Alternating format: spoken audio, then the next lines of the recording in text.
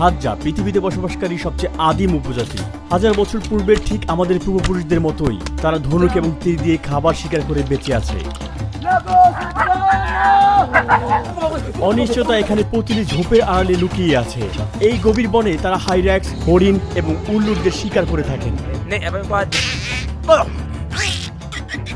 Hadza জনগোষ্ঠী জীবনকে সবচেয়ে খাঁটি রূপে উপলব্ধি করেন। কাদা মেশানো পানি, পোকা মেশানো মধু, এমনকি কখনো কখনো প্যান্ডিদের মলমূত্র মেশানো মাংসও খায় তারা।